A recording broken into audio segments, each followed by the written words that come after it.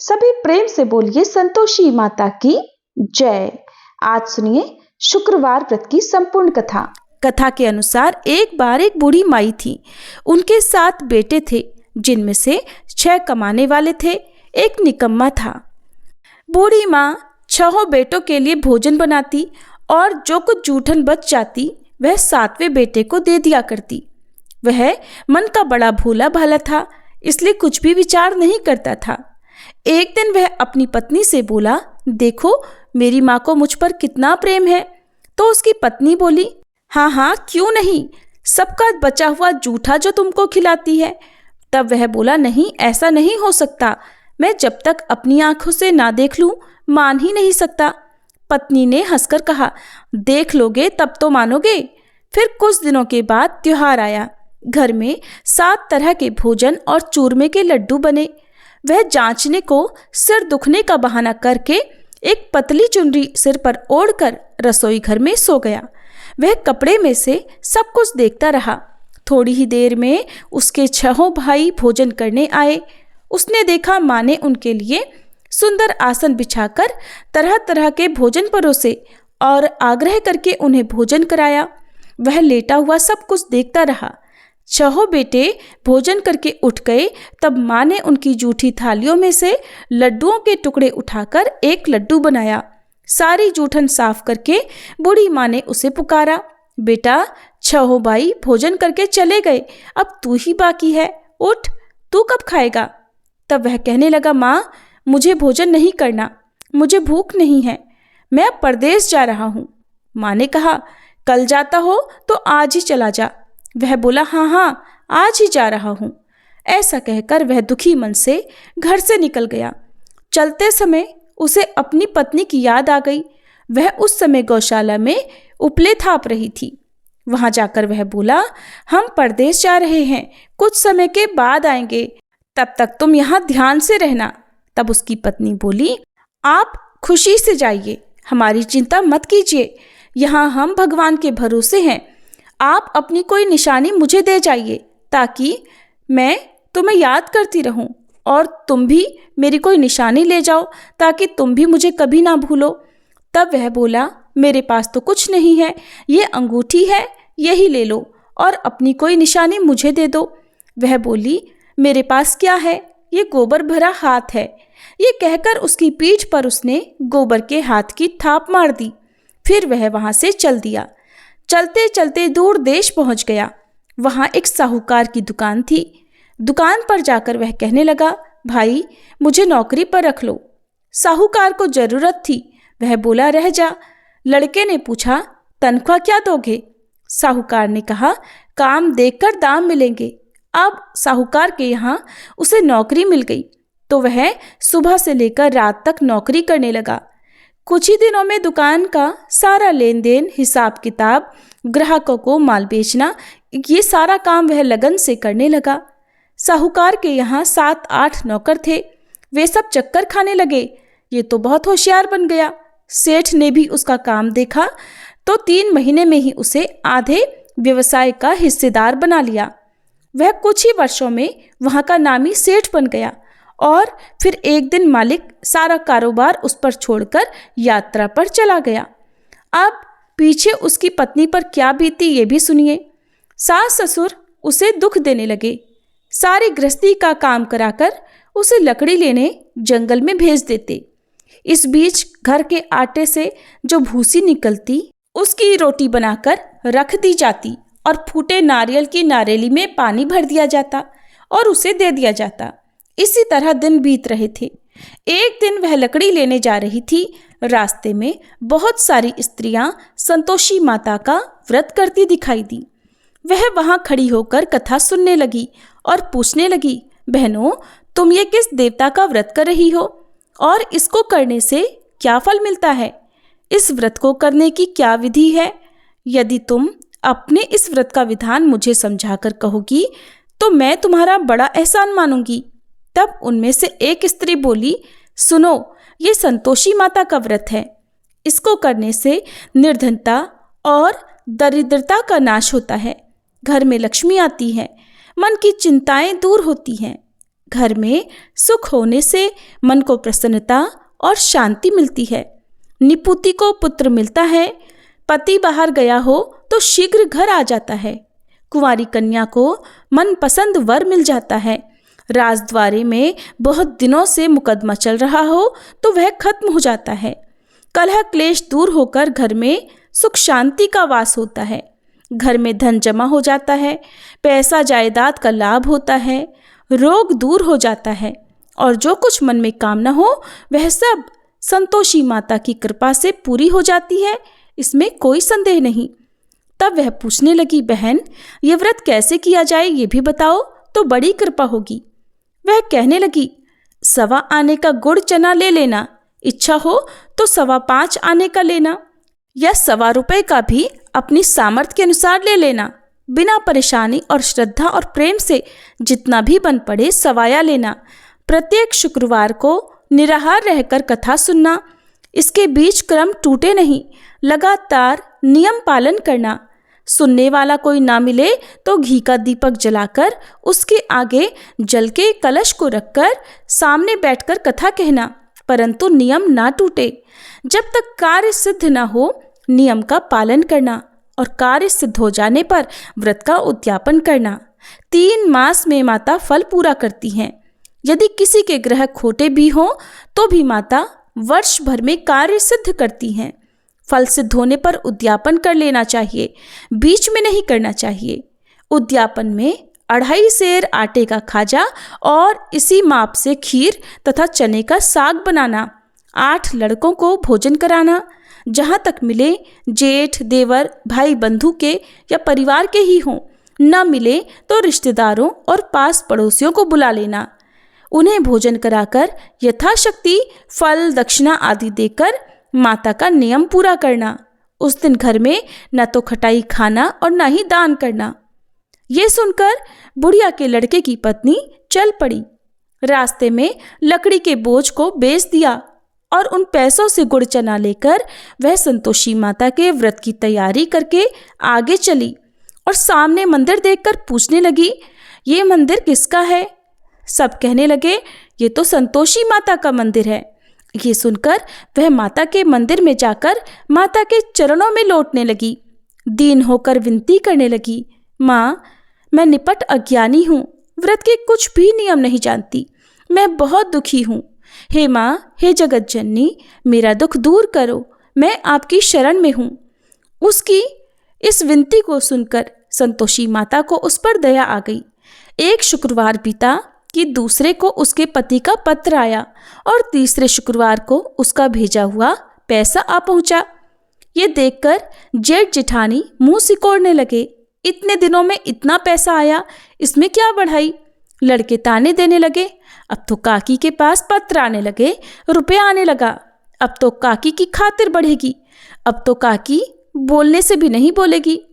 बेचारी सीधी साधी थी, कहती भैया कागज आवे रुपया आवे, हम सभी के लिए तो अच्छा है। ऐसा कहकर आंखों में आंसू भरकर संतोषी माता के मंदिर में आकर मातेश्वरी के चरणों में गिरकर वह रोने लगी। माँ, मैंने आपसे पैसा कब मांगा है? मुझे पैसे से क्या काम है? मुझे तो बस अपने पति से काम है। मैं तो अपने पति के दर्शन मांगती हूँ। तब माता ने प्रसन्न होकर कहा, जा बेटी, तेरा पति भी जल्दी आएगा। यह सुनकर वह खुशी से बावली होकर घर में जाकर काम करने लगी। अब संतोषी माता विचार करने लगी, इस भोली पुत्री को मैंने कह तो दिया कि तेरा पति आएगा, पर आएगा कैसे? वो तो इसे स्वप्न में भी याद नहीं करता। अब उसे याद दिलाने को मुझे ही जाना पड़ेगा। इस तरह माताजी उस बूढ़ी माई के बेटे के पास जाकर उसके स्वप्न में प्रकट होकर कहने लगी, साहूकार के बेटे सो रहा है या जाग रहा है? तो वह कहने लगा, माँ सोता भी नहीं जागता भी नहीं, कहो क्या आज्ञा है? संतोषी माता कहने लगी, तेरे घर बार कुछ है कि नहीं? वह बोला, मेरे पास सब कुछ है, माँ बाप हैं, पत्नी है, क्या कमी है? तब माता बोली, भोले पुत्र, तेरी पत्नी घोर कष्ट उठा रही है, तेरे माँ बाप उसे त्रास दे रहे हैं और वह तेरे लिए तरस रही है, जाकर उसकी सुधि ले। तब वह बोला, हाँ माताजी, ये तो मालूम है, परंतु जाऊं तो जाऊं कैसे? परदेश की बात है, लेन देन का कोई हिसाब नहीं, कोई जाने का रास्ता नहीं आता, कैसे चला जाऊं? माँ कहने लगी, मेरी बात मान, सवेरे नहा धोकर संतोषी माता का नाम ले, घी का दीपक जलाकर दंडवत कर दुकान पर बैठ जा। देखते देखते तेरा सारा लेन देन चुक जाएगा, जमा का माल बिक जाएगा, सांझ होते होते धन का भारी ढेर लग जाएगा। अब सवेरे जल्दी उठकर वह भाई बंधुओं से अपने सपने की बात बताने लगा। सब ने उसकी बात को अनसुना कर उसकी खिल्ली उड़ाने लगे। कभी सपने भी सच होते हैं भला? तब एक व्यक्ति बोला, देख भाई, मेरी बात मान, इस प्रकार झूठ साज करने के बदले देवी ने जैसा कहा है वैसा ही करने में तेरा क्या जाता है? अब उन बूढ़े व्यक्ति की बात मानकर वह नहा धोकर संतोषी माता को दंडवत घी का दीपक जलाकर दुकान पर जा बैठा। थोड़ी ही देर में उसने क्या देखा कि देने वाले रुपया लाने लगे, लेने वाले हिसाब लेने लगे। कोठे में भरे सामान के खरीदार नकद दाम दे देकर सौदा करने लगे। शाम तक धन का भारी ढेर लग गया। मन में माता का नाम लेकर, चमत्कार देखकर प्रसन्न होकर घर जाने के लिए गहना, कपड़ा, सामान खरीदने लगा। यहाँ के सारे काम से निपटकर वह तुरंत घर को रवाना हुआ। उधर उसकी पत्नी बेचारी जंगल में लकड़ियां लेने गई। लौटते समय माताजी के मंदिर में वह रुककर विश्राम करने लगी। वह तो उसके प्रतिदिन रुकने का जो विश्राम स्थान ठहरा। वहां पर धूल उड़ती देखकर उसने माता से पूछा, हे माता, ये धूल कैसी उड़ रही है? तब माता कहने लगी, हे पुत्री, तेरा पति आ रहा है। अब तू ऐसा कर, लकड़ियों के 3 बोझ बना ले। एक गट्ठर को नदी के किनारे रख और दूसरा मेरे मंदिर पर और तीसरा गट्ठर अपने सिर पर रख। तेरे पति को लकड़ियों का गट्ठर देखकर मोह पैदा होगा। वो यहाँ रुकेगा, नाश्ता पानी खाकर माँ से मिलने जाएगा। तब तू लकड़ियों का गट्ठर उठाकर जाना और चौक में गट्ठर डालकर जोर से आवाज लगाना, लो सासू जी, लकड़ियों का गट्ठर लो, भूसे की रोटी दो, नारियल के खोपड़े में पानी दो, आज मेहमान कौन आया है? बहुत अच्छा माता जी। ऐसा संतोषी माता से कहकर वह प्रसन्न मन से लकड़ियों के 3 गट्ठर ले आई। एक नदी के किनारे पर और एक माताजी के मंदिर पर रख दिया। इतने में ही मुसाफिर आ पहुंचा। सूखी लकड़ियां देखकर उसकी इच्छा उत्पन्न हुई कि हम यहीं पर विश्राम करें और भोजन बना खाकर फिर गांव जाएं। इसी तरह रुककर भोजन बनाकर विश्राम करके वह गांव को गया। सबसे बड़े प्रेम से मिला। उसी समय सिर पर लकड़ी का गट्ठर लिए उसकी उतावली सी पत्नी आ गई। लकड़ियों का भारी बोझ आंगन में डालकर उसने जोर से 3 आवाजें लगाई, लो सासू जी, लकड़ियों का गट्ठर लो, भूसे की रोटी दो, आज मेहमान कौन आया है? ये सुनकर उसकी सास बाहर आकर अपने दिए हुए कष्टों को भुलाने के लिए कहने लगी, बहू, ऐसा क्यों कहती है? तेरा पति ही तो आया है। आ बैठ, मीठा भात खा, भोजन कर, कपड़े गहने पहन। उसकी आवाज सुनकर उसका पति बाहर आया। उसकी उंगली में अंगूठी देखकर वह व्याकुल हो गया, क्योंकि उसकी कमजोर हालत को देखकर वह उसे पहचान नहीं पाया था। माँ से पूछने लगा, माँ, ये कौन है? माँ ने कहा, बेटा, ये तेरी पत्नी है। आज पूरे 12 वर्ष हो गए हैं जब से तू गया है, तब से यह गांव में जानवर की तरह भटकती फिरती है। घर का कोई काम काज कुछ नहीं करती, 4 पहर आकर खा जाती है। अब तुझे देखकर भूसी की रोटी और नारियल के खोपरे में पानी मांग रही है। तब वह लज्जित और दुखी होकर बोला, ठीक है माँ, मैंने इसे भी देखा और तुम्हें भी देखा है। अब दूसरे घर की चाबी दो, मैं उसी में रहूँगा। माँ बोली, ठीक है बेटा, जैसी तेरी मर्जी हो सो कर। ऐसा कहकर चाबी का गुच्छा उसने पटक दिया। उसने चाबी लेकर दूसरे मकान की 3री मंजिल का कमरा खोलकर सारा सामान जमाया। एक दिन में राजा के महल जैसा ठाट बाट बना दिया। अब क्या था, पत्नी सुख भोगने लगी। इतने में ही अगला शुक्रवार आया। उसने अपने पति से कहा, मुझे संतोषी माता के व्रत का उद्यापन करना है। उसका पति बोला, अच्छा, खुशी खुशी कर लो। अब वह उद्यापन की तैयारियां करने लगी। जिठानी के लड़कों को भोजन के लिए कहने गई। उन्होंने मंजूर किया, परंतु पीछे से जिठानी ने अपने बच्चों को सिखा दिया। बोली, देखो, भोजन के समय सभी लोग खटाई मांगना, जिससे उसका उद्यापन पूरा न हो। लड़के जिमने आए, खीर भोजन सब कुछ पेट भरकर खाया, परंतु बाद में खाते ही कहने लगे, काकी काकी हमें खटाई दो, खीर खाना हमको नहीं भाता, देखकर मन अजीब सा हो रहा है। वह कहने लगी, भाई खटाई किसी को नहीं दी जाएगी, ये तो संतोषी माता का प्रसाद है।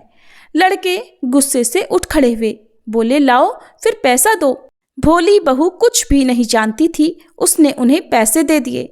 लड़के उसी समय हट करके इमली खटाई लेकर खाने लगे। ये देखकर संतोषी माता ने बहू पर खूब कोप किया। संतोषी माता के कोप के कारण राजा के दूत आए और उसके पति को पकड़कर ले गए। जेठ जिठानी मनमाने वचन कहने लगे, लूट लूट कर धन इकट्ठा करके लाया है, अब सब मालूम पड़ जाएगा जब जेल की मार खाएगा। पत्नी से यह वचन सहन नहीं हुए। रोती हुई वह फिर से माता जी के मंदिर गई, हाथ जोड़कर कहने लगी, हे संतोषी माता, ये आपने क्या किया? हंसाकर अब अपने भक्तों को रुलाने लगी। माता बोली, बेटी, तूने उद्यापन करके मेरा व्रत भंग किया है, इतनी जल्दी सारी बातें भुला दी। वह कहने लगी, माता, भूलती तो नहीं कुछ अपराध किया है। मैंने तो भूल से लड़कों को पैसे दे दिए थे, उन्होंने ले जाकर खटाई खा ली। मुझे क्षमा करो माँ, मैं फिर आपका उद्यापन करूंगी। माँ बोली, लेकिन अब भूल मत करना।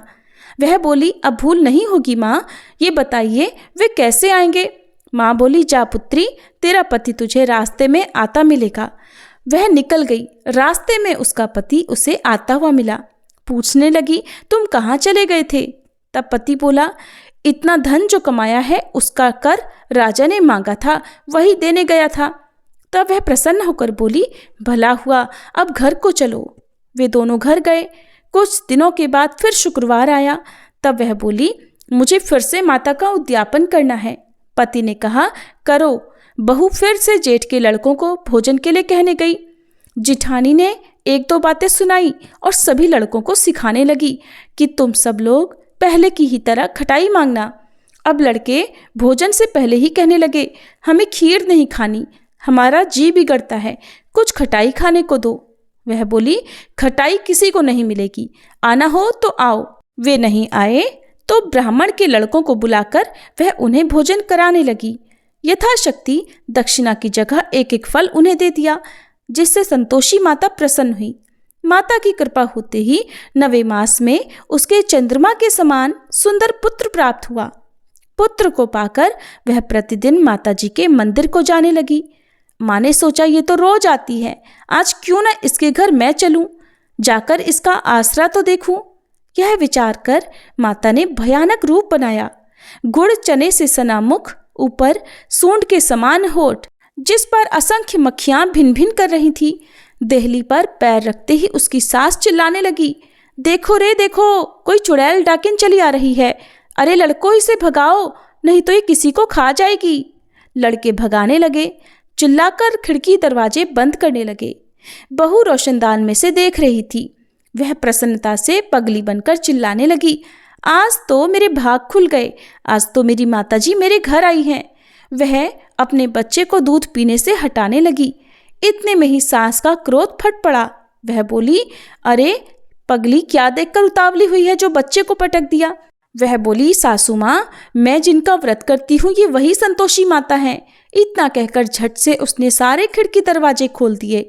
फिर तो सबने माता जी के चरण पकड़ लिए और विनती करके कहने लगे, हे माता, हम मूर्ख हैं, अज्ञानी हैं, आपके व्रत की विधि हम नहीं जानते, व्रत भंग करके हमने बड़ा अपराध किया है। हे जगन माता, आप हमारे अपराध क्षमा करो। उनके इस प्रकार विनती करने पर संतोषी माता प्रसन्न हुई।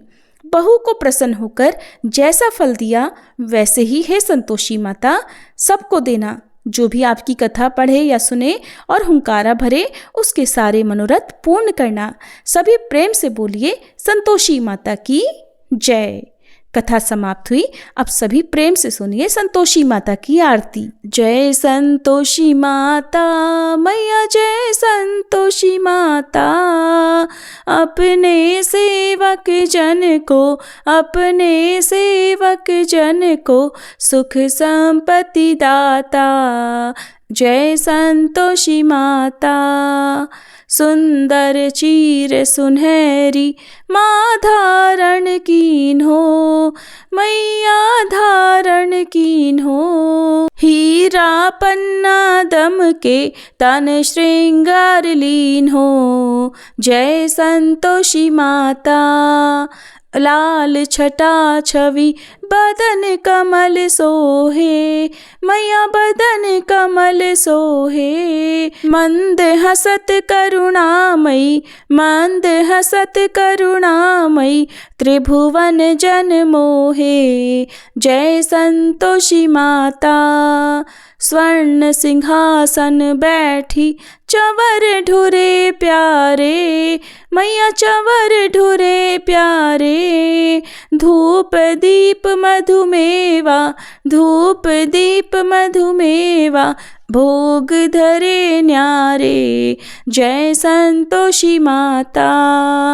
गुड़ अरुचना परम प्रिय तामे संतोष कियो, मैया तामे संतोष कियो। संतोषी कहलाई, संतोषी कहलाई, भक्तन वैभव दियो। जय संतोषी माता। जय शुक्रवार प्रिय मानत आज दिवस सोही, मैया आज दिवस सोही। भक्त मंडली छाई कथा सुनत मोही। जय संतोषी माता। मंदिर जगमग ज्योति मंगल ध्वनि छाई, मैया मंगल ध्वनि छाई। विनय करे हम बालक, विनय करे हम भक्त जन, चरणन सिर नाई। जय संतोषी माता। भक्ति भावमय पूजा अंगीकृत कीजे, मैया अंगीकृत कीजे। जो मन बसे हमारे इच्छित फल दीजे। जय संतोषी माता। दुखी दरिद्री रोगी संकट मुक्त किए, मैया संकट मुक्त किए। बहुधन धान्य भरे घर, सुख सौभाग्य दिए। जय संतोषी माता। ध्यान धर्यो जिस जन ने, मन वांछित फल पायो, मैया मन इच्छित फल पायो। पूजा कथा श्रवण कर घर आनंद आयो। जय संतोषी माता। शरण गहे की लज्जा रखियो जगदम्बे, मैया रखियो जगदम्बे। संकट तू ही निवारे दयामयी अम्बे। जय संतोषी माता। संतोषी माता की आरती जो कोई नर गावे, मैया जो कोई नर गावे। रिद्धि सिद्धि सुख संपत्ति, रिद्धि सिद्धि सुख संपत्ति, जी भर कर पावे। जय संतोषी माता। जय संतोषी माता, मैया जय संतोषी माता। अपने सेवक जन को सुख संपत्ति दाता। जय संतोषी माता।